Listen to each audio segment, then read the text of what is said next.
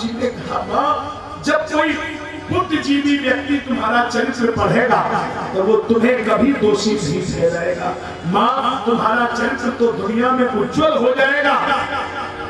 कैकेयी ने कहा राम, आज के बाद कोई अपनी बेटी का नाम कैकेयी नहीं रखेगा, मेरा तो चरित्र ही यहीं से खत्म हो जाएगा। राम जी ने कहा माँ, मैं तुम्हारा ऋणी हूँ, तुम जो कहो मैं दूंगा।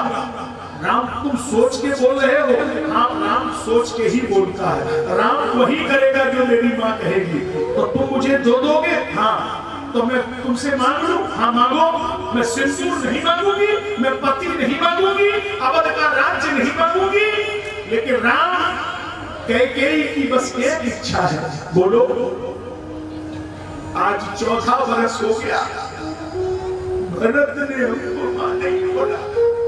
अगर एक बार भरत हमको मैया कह देना, मैं जीवन हार जाऊंगी। ये मेरी अंतिम इच्छा है।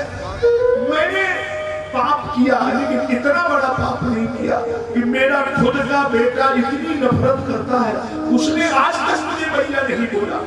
और अगर भरत मुझे माफ कर दे, भरत मुझे मैया कह दे रहा हूं, तो मैं समझ जाऊंगी कि मेरे सारे पाप धो दिए गए। एक बार भरत मुझे मां बुला ले, बस इतना चाहती हूँ। राम जी का हृदय रोने लगा कि भरत ने तुम्हें मां नहीं बोला?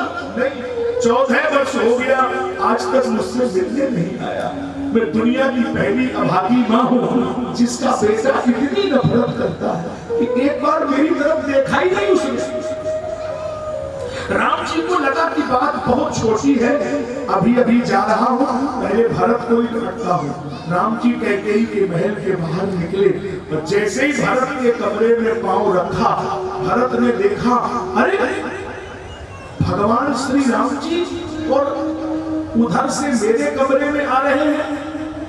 जरूर दाल में काला है। कैकेयी के कमरे से मेरे कमरे में आना, दाल में काला है। भरत जी दौड़े और दरवाजे के चरणों में लेट गए और कुछ बोलना बोलते इसके पहले भरत जी बोल पड़े, कहो कहो राघवेंद्र, उस कलमुही को मां कहने के अलावा जो भी आदेश दोगे हम तुरंत मानेंगे। राम जी अवाक रह गए। भरत, तुम कह रहे हो? हाँ राघव, मैं तुम्हारा प्रेमी हूँ, तुम्हारा भक्त हूँ, तुम्हारा भाई हूँ, जुबान काट के चढ़ा दूंगा, लेकिन जीते जी उस कलमुही को मां नहीं बोलूंगा। इसलिए राम जी का चरित्र से भरत का चरित्र बहुत ऊपर चला गया।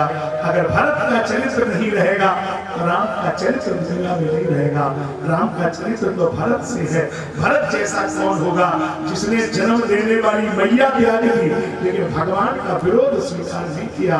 कहा प्रभु तुम उसको मां मान लो, तुम उसकी पूजा करो, लेकिन मैं उसको कभी स्वीकार नहीं करूंगा। जो मेरे भगवान का विरोधी है वो मेरा कोई नहीं हो सकता, मेरा कोई रिश्ता नहीं हो सकता। भरत एक कथा है, इन कथाओं को जीवित रखना पड़ेगा।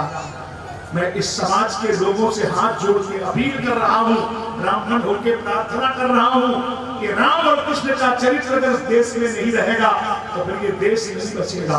और राम और कृष्ण के चरित्र को यदि जिंदा रखना है तो राम और कृष्ण के चरित्र को ही कहा जाए, उनके चरित्र को समझा जाए।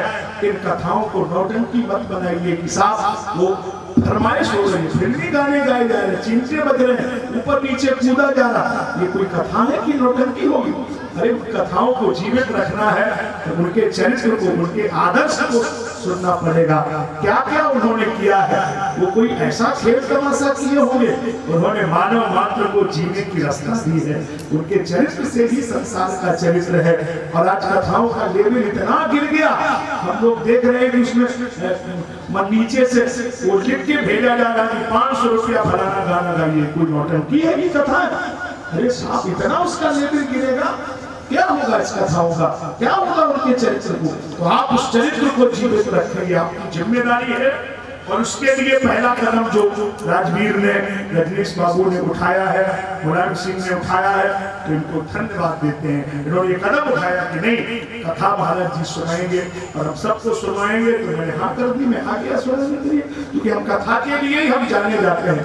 और तो हम साहब नाटक तो नहीं कर सकते, हमसे तो नहीं होगा कि हम साहब आप फरमाइश भेजें और हम पैसे लें और आपकी वो गाने गाए उसके लिए। ये यही फरमाइश है कि राम और कृष्ण का चरित्र संसार में रहे, हम रहे ना रहे, इनका चरित्र ही संसार को पार करेगा।